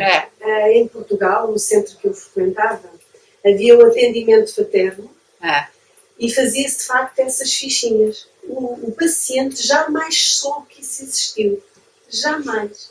Só quem sabia era quem fazia essa dita assistência. Ela tinha a própria caixa, fechada à chave, ninguém mexia nela. Essa caixa, na terça-feira a seguir, como estamos agora aqui reunidos, eram os médios todos assim em volta, a dirigente ali à frente levantava a fichinha e dizia: vamos pedir pela irmã tal, que está hospitalizada, vamos pedir pelo irmão tal que vai ser operado tal dia. Era assim. Só nesse dia, nem sabíamos o nome da pessoa. Só nesse dia nós vibrávamos, estávamos todos a vibrar. Claro que não, se houvesse 100 pessoas eu já não ia vibrar um a um, mas pelo menos os 3 primeiros, 4 primeiros. Até porque depois, até no final, cada médio dizia o que é que sentiu para aquela ficha, a primeira, pela segunda, etc, etc, era assim. E vem complementar as informações, vem te orientar mais se, por exemplo, se é um caso de uma perturbação espiritual, se é um caso de uma mediunidade, até se é um caso mesmo cirúrgico, que quando a pessoa vier falar com a gente de novo, mas eu estou preocupada, acho que eu não vou fazer cirurgia, você fala, mas segue o conselho do médico, não vamos falar, não, eu vi que o espírito falou que você tem que operar, e coitado, também não dá, né? Então mas a gente enfatiza, né? Então talvez só uma coisinha, eu não tenha me explicado bem nesse sentido, e daí a dúvida, né? Mas é bem como a Teresa falou, feito de uma forma extremamente discreta, que o paciente praticamente nem sabe que está sendo feito daquele jeito, né? Que poderia ficar desconcertado. Nós jamais dizíamos, olha, eu sou morada, eu sou muito telefone. Nunca, nunca. A própria pessoa, ela dizia, olha, meu nome é Maria, não é? Aí a gente fixava, Maria, ponto. Era logo a ficha dela, seria Maria. Mais tarde ela dizia, eu sou Maria Oliveira, ou Pereira, ou... Enfim, e a gente ia escrevendo aos poucos, ia ser assim. É verdade. Era assim. Era mais ou menos o que ela falou, exatamente. Há 20 anos atrás, antes de vir para a Suíça, a federação já fazia isso. E eu mesma frequentava, via, já existia esse trabalho de pegar os dados, né, e ninguém sabia particularmente. E temos que ver que estamos num grupo espírita pequenino, em comparação com muitos grupos espíritas no Brasil que atendem milhares de pessoas por semana, e que se não há uma organização... Esse trabalho já era feito. Pra gente, às vezes é um pouco mais fácil. Tudo bem que, como nós dissemos, às vezes tem uma pessoa que aparece hoje, volta daqui 3, 5 anos, você pode até não lembrar muito bem, mas é muito mais fácil. Por isso que Kardec também sempre enfatizava grupo menor, né, sempre cria um pouco mais de parceria, um ambiente mais fraterno. Mas tem lugares que, sabe, mesmo lá nos Estados Unidos, a gente tem grupo que tem mais de 200 pessoas por dia, entendeu? Então já começa a ficar também complicado, né, se você não mantém uma certa organização. Agora, como eu disse, se os que são, né, centenários já usam essa metodologia, já experimentaram e continuam usando, é porque realmente a gente há de convir que ela é eficiente, mas sem dúvida alguma, reenfatizando, sem jamais perder o foco, como você falou, né? Não sentar lá, que nem a gente diz, olhar o relógio, os teus 20 minutos passou, botar aqui a ampulheta, né? Então o timer, né? Aquele negocinho ali, plim, né? Opa, o bolo ficou pronto. Mas não, nada disso, né? Por isso que a gente fala, e inclusive de ter um assistente que vai, bate na porta se for o caso, e até mesmo assim fica a critério do atendente resolver se se precisa ficar um pouco mais com a pessoa ou não, né? Então é só para poder às vezes ajudar nesse sentido. Eu tenho uma pergunta em relação aos atendentes.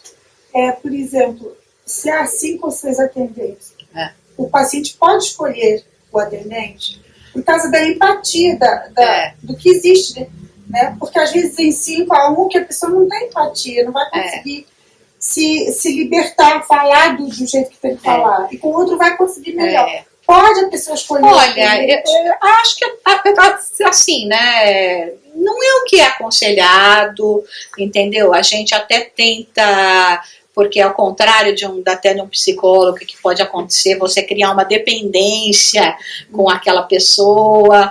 Às vezes você ter uma visão de um outro atendente pode ser melhor. Às vezes, que nem eu disse, a pessoa que gosta de repetir os problemas, ela até prefere. Eu vou chorar minhas coisas pro Pedro, depois pra Regina, depois pro Ricardo, pra Tereza, vou lá, e com tudo de novo, e coitadinha. E quanto mais gente me falar que eu sou coitadinha, melhor, né? Então, tudo depende, mas eu acho que às vezes tem situações que se a pessoa se sentir mais... Olha, eu me sinto mais confortável conversando com uma mulher, como nós dissemos, ou com um homem, ou eu já tenho conversado com aquela pessoa, ele tem me acompanhado o meu caso, será que eu podia conversar com essa pessoa de novo? Não tem problema, tá? A gente tudo vai ficar vendo que não cria a tal da dependência, né? Mas de qualquer forma, eu acho que às vezes é até positivo, porque em vez de você ter que chegar aqui e contar tudo pra mim, aí você tem que contar a segunda parte do problema pro Pedro, só que ele não sabe da primeira. Então você tem que contar tudo para ele, olha, estava assim, só que agora...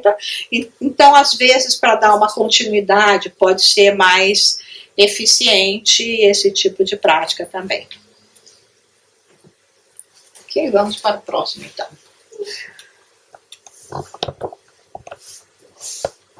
Não julgar os problemas dos outros como sendo de menor importância, mas sim dar a todos a mesma atenção e cortesia, compreensão e fraternidade. 18. Reconhecer suas próprias limitações e estar ciente de que não se espera que você resolva os problemas dos outros, mas sim que os ilumine de acordo com as diretrizes espíritas. 19. Estar ciente de que, via de regra, o participante já recorreu a todas as formas de assistência e terapias, e na maioria dos casos, ela está à espera de soluções mágicas ou milagrosas do Espiritismo. 20. Conversar com o assistido utilizando palavras simples, mas adequadas, e sendo sempre fraterno, respeitoso e verdadeiro, nunca exibindo um ar de pretensão ou superioridade, supondo que você possa resolver os problemas dele.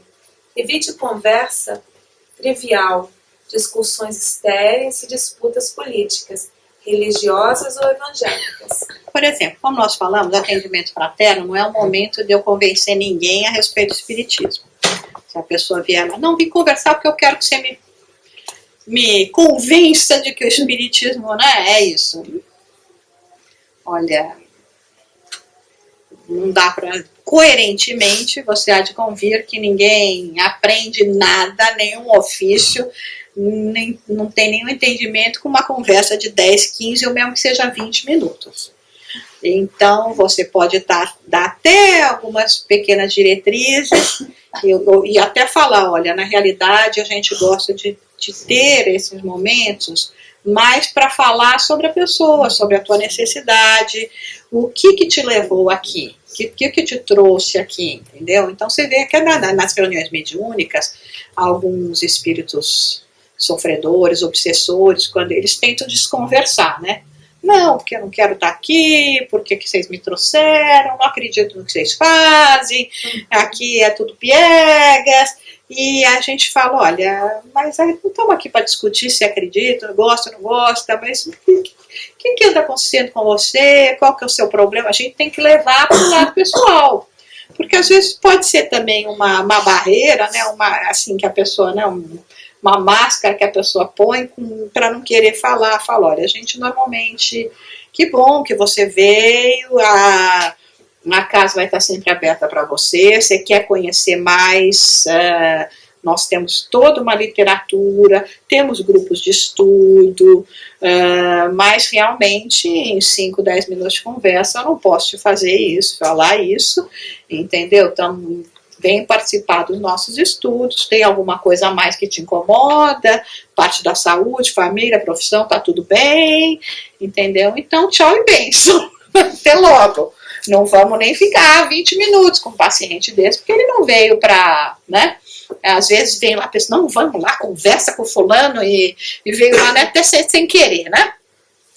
Então, todo esse tipo de coisa não é o momento para a gente entrar nesse tipo de discussão, confrontar pessoas que chegam e falam, não tenho respeito pelo que vocês fazem. A gente vai falar, você tem o direito de pensar o que você pensa, né? Como ser humano é sua prerrogativa, né? Então, sempre tratando com o espírito fraterno, como a gente aprende no espiritismo, né? Lembrando que às vezes vão ter casos que nem chega uma pessoa dessa que às vezes é inteligentíssima, vem com argumentações, a gente não está lá para fazer uma guerra de intelecto, né? Entender que a gente tem limitação, né? E às vezes até mesmo no campo de auxílio. E um negócio que a gente sabe já claramente, né? Não existe milagre no espiritismo, né? Nós aprendemos isso muito, não espiritismo, não existem milagres, né? Nós aprendemos isso muito bem. Então a pessoa está lá sofrendo com um negócio aí a longa data e chega ali, não, me disseram que aqui vocês vão resolver meu problema do dia para a noite. Não sei quem te disse isso. Sabe, é um equívoco. Tudo bem, nós não precisamos dizer que não vamos resolver, que vai caber só a ela, mas vai dizer, olha, tenha paciência, que venha, todos nós que chegamos aqui, chegamos com problemas similares, dores grandes também, confusões na vida, e então dê um tempo, dê uma oportunidade, sabe? Normalmente no nosso atendimento fraterno, depois a gente tem é feito o evangelho, uma página evangélica, explicado, aí faz o tratamento com os passes e tal. A gente pede que a pessoa vá pelo menos umas 6 semanas, né? Olha, então é um período de um tratamento para pelo menos a pessoa ter esse tempo para começar a conhecer, quem sabe se interessar por um livro, escutar, e aí já pode fazer um julgamento, tipo, quero ficar, não quero ficar. Me interessa, não interessa. Fico mais, não fico, né? Então, e aquele negócio, nós não vamos nunca prometer soluções milagrosas que a gente não consegue fazer nem na nossa vida, né? Então, mas entender, né, que às vezes, muitas pessoas chegam lá achando isso, né? Ah, me disseram que aqui o negócio é do bom, né? Então, ontem mesmo uma pessoa estava falando, teve uma que falou, mas você aqui não resolve muita situação, então eu vou lá numa francesa que cobra 500 francos, que ela vai resolver meu problema. Vai mesmo, vai deixar ela 500 francos mais pobre. Uma pergunta, no atendimento fraterno, dão passe ou não dão? Porque eu não apanhei essa parte. Não. Aí o atendimento fraterno não dá passe. Não. É na reunião. Não, bom, que a nossa reunião nós temos assim, a gente montou ela de um jeito que a gente vem a pessoa, faz o atendimento fraterno, né? Ou então chega lá, alguns fazem, outros ficam lá sentados, aí a gente tem a parte de uma explanação, uma leitura evangélica, uma explanação, uma coisa de uns 20 minutos, e depois a gente faz o passe, né, o atendimento, no caso, esses dias de passe são os passes mistos, passes magnéticos, né? Aí, depois disso, as pessoas saem e nós já ficamos na mediunidade. Normalmente, 3 horas e meia de trabalho, que a gente fica 3 horas e meia, 4 horas que a gente fica lá, né? Porque aí eu falo, já veio, já fez o atendimento fraterno, já escutou, já fez o passe, largou a entidade aqui, vai embora e nós já conversamos com ela, já laçamos tudo no mesmo dia. Né? Pegamos tudo no mesmo dia. Mas assim, não pode ser em dias diferentes também, né? Não é... mas seria interessante se você pudesse, pelo menos, conjugar depois ou antes do atendimento fraterno, como vocês falaram aqui, tem um estudo, né? Até porque se você faz nessa... a pessoa já chega lá até mais calma para conversar, né? Então, que pra gente só dava para fazer o contrário mesmo. Mas já escutou a página, tem gente que acha, já vai pensar 2 vezes antes de falar, né? O que vai falar, então aí já tomou o passe, né? Então, quer dizer, vocês fazem aqui praticamente a mesma coisa numa ordem um pouquinho inversa, né?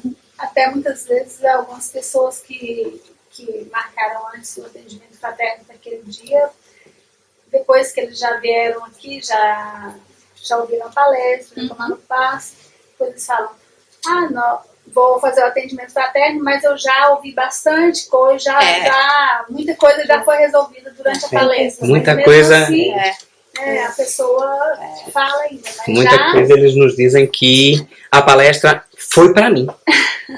Tudo aquilo que eu ia falar no atendimento, eu já resolvi tudo com a palestra que eu vi. Muito bom isso, né? Muito bom isso também. Não, realmente fica até mais coerente, mais produtivo fazer dessa forma. Né? Até porque também, como se você vai fazer mais tarde, não sei se vocês fazem à noite ou não. À noite. Se a pessoa tiver precisando mesmo, ela vai ficar até mais tarde. Para conversar com você. Mas se tiver um precisando, assim como a gente brinca meia boca, né, não é tanto precisando assim, aí começa ali, se eu chegasse em casa mais cedo, era mais fácil, e vai embora, né? Então vão ficar normalmente os casos mais graves, a pessoa que ainda precisa mesmo estar conversando com você, né? Eu achei bem bom isso. Ok? Vamos para o próximo, então? Deixa eu começar aqui. 21. Manter-se em uma posição neutra em relação aos problemas sentimentais, devido à delicadeza do assunto. No entanto, você pode recomendar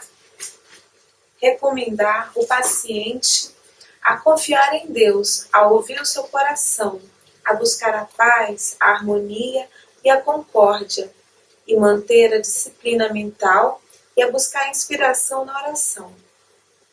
22. Não prometer qualquer cura. 23. Não dar diagnóstico, nem fazer nenhuma revelação. 24. Não enviar ou direcionar as pessoas para a reunião mediúnica. 25. Não criticar qualquer filiação religiosa ou crença. 26. Motivar o paciente a fazer esforço no sentido da autocura e autoajuda. Reeducar a si mesmo e amar a si mesmo. Então, de novo, né? Por exemplo, a pessoa chega lá e começa a descrever um problema sentimental e nós vamos tomar partido. Até porque costuma dizer que toda história tem 3 lados, né? O seu, o meu e a verdadeira, né? Então, você nunca vai saber o que você vai ter uma visão muito parcial para poder fazer um julgamento sensato, né? E não é o nosso caso lá, não é dizer que porque eu não aguento mais meu marido, você acha que eu devo me separar? Gente, pelo amor de Deus, não cabe a nós falar nada, nem que a gente acha que deva, entendeu? Porque nós não sabemos as implicações kármicas, não conhecemos todo o lado da história, né? De repente a pessoa só está querendo ir lá para escutar da gente um aval, mas o centro espírita me falou que eu tinha que separar. Depois só se mete em encrenca, a culpa é nossa, né? É do centro espírita que aconselhou aquela pessoa a se separar. Imagina só, né? Tem um ditado lá no Brasil que fala, né? Briga de marido e mulher, a gente não mete a colher, né? Porque além de tudo tem o conteúdo emocional que a gente não tem, né? Eu às vezes brinco, né? Se for para falar mal do meu marido e do meu filho, falo eu. Ninguém mais tem o direito de falar mal do meu marido e do meu filho. Fico brava. Porque, além de tudo, é o seguinte, a gente faz os julgamentos parciais, né? Você vai olhar um particular problema, defeito que a pessoa pode ter, só que aquela coisa, você não está olhando o lado ótimo que aquela pessoa tem. Então, é ruim? É. Mas olha, tem tudo isso de bom. Entendeu? Tudo isso de bom.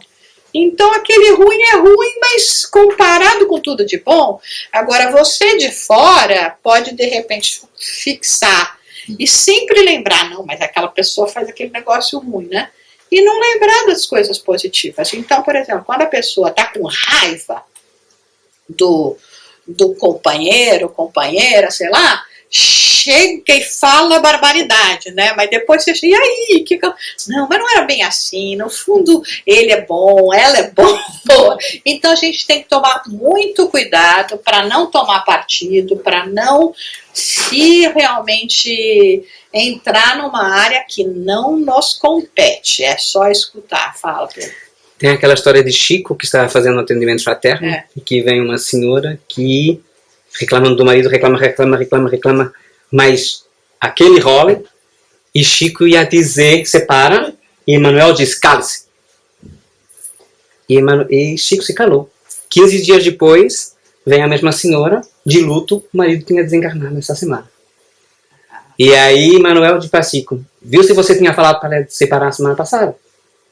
Ela só precisava de mais uma semana de aguentar aquele karma para terminar a dívida que ela tinha nessa encarnação. Mas no caso, por exemplo, se a gente vê que há uma agressão física, vamos supor, o marido bate na mulher, a mulher bate no marido, sei lá, acontece, que há uma agressão física brutal, ao extremo. Você como, sei lá, atendente fraterno, você não vai dizer, não vai dizer se afaste dessa pessoa? Olha, é uma agressão, né? Você vai dar os conselhos morais do melhor que você pode ajudar. Mas se tem violência física, você vai aconselhar a seguir os meios legais do país, pedir ajuda a uma assistência de apoio à vítima. A gente vai mandar a pessoa ir para essa assistência de apoio, porque infelizmente são tantas as situações difíceis, né? Por exemplo, eu posso ter no primeiro momento uma reação do tipo, imagina, que absurdo, sabe? Realmente ninguém está aqui para ser saco de pancada de ninguém, entendeu? É necessário que haja o escândalo, mas ai daquele de que porque vem o escândalo, né? Mas a gente não sabe os particulares. De repente, por exemplo, num outro país, né?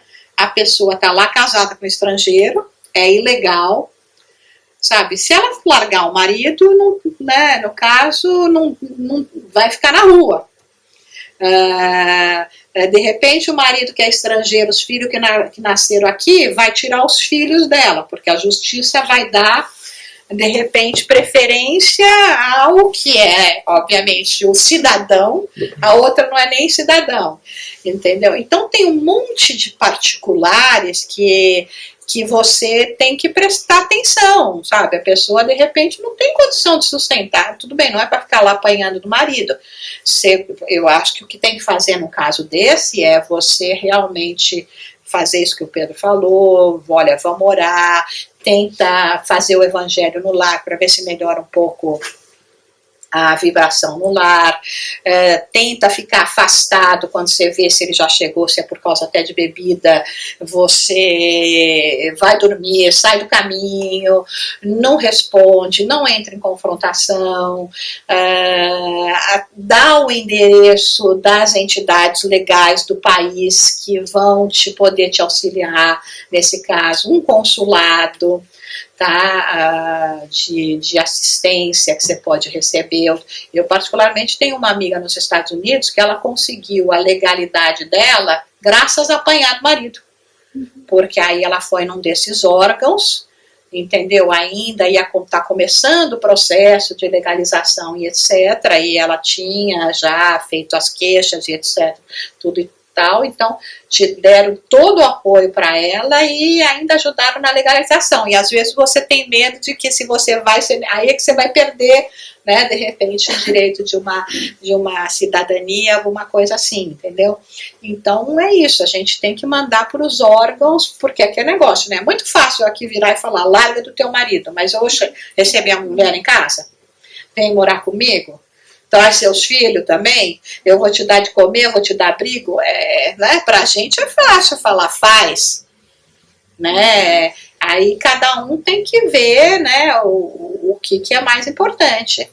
E tem situações que é tão claro e a pessoa às vezes não está preparada para isso. Há pouco tempo nós tivemos um caso desse lá, que foi caso de polícia até lá com a pessoa, e até eu, para dizer a verdade, até cheguei e falei, será que você não está achando que está...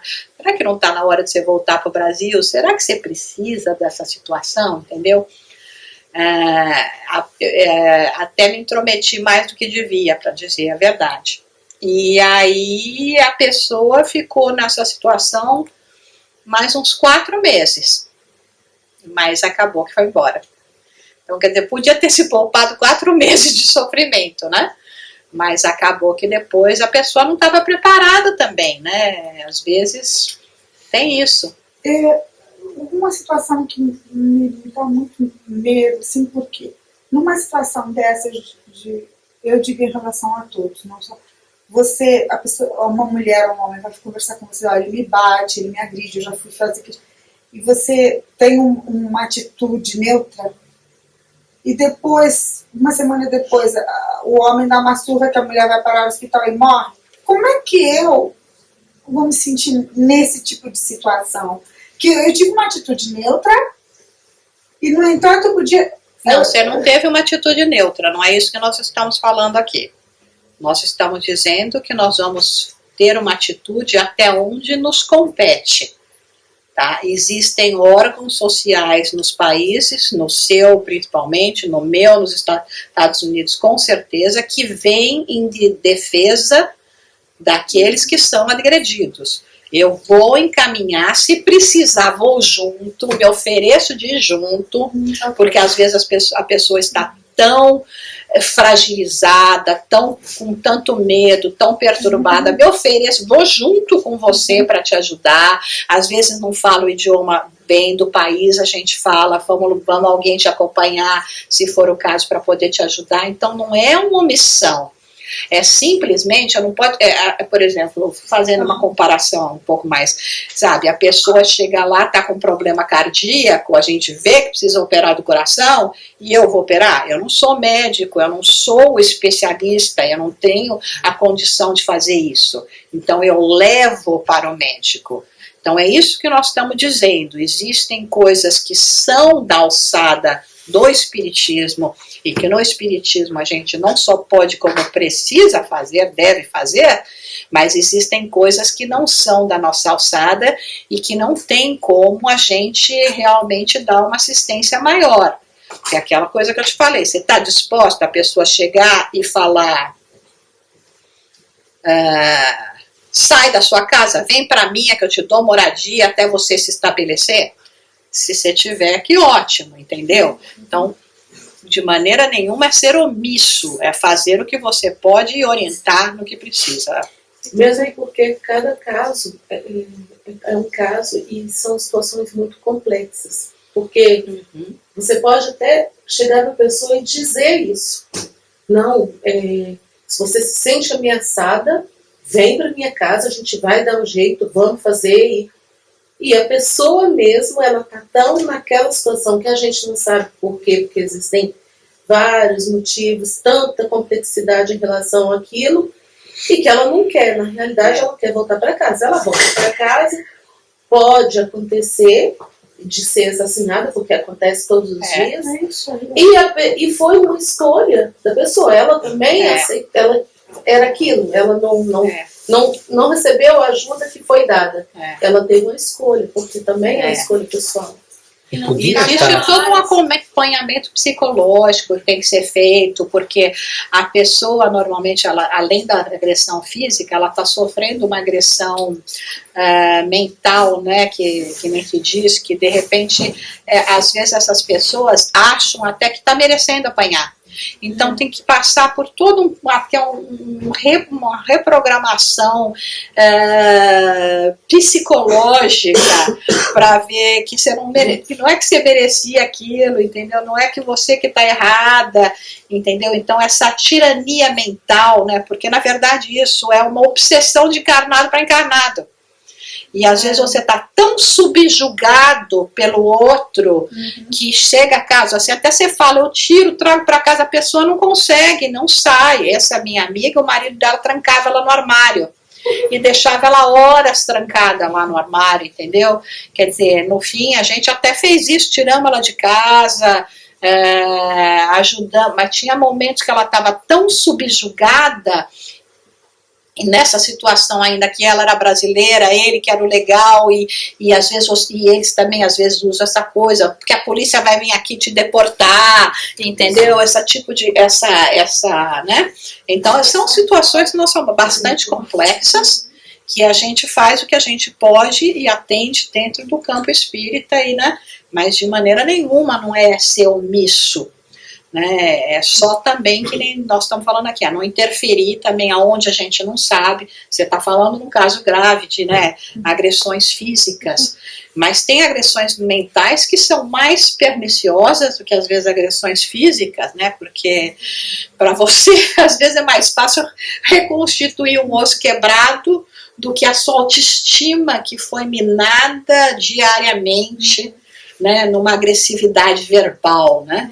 Então é muito complicado, são casos bastante delicados. Alguém ia falar alguma coisa mais? Alguém está precisando do intervalinho, levantar e ficar de pé? Vamos fazer uma pausazinha. Os assuntos são densos também, né? Então tá bom. Vamos fazer uma pausa. Vamos fazer uma pausa.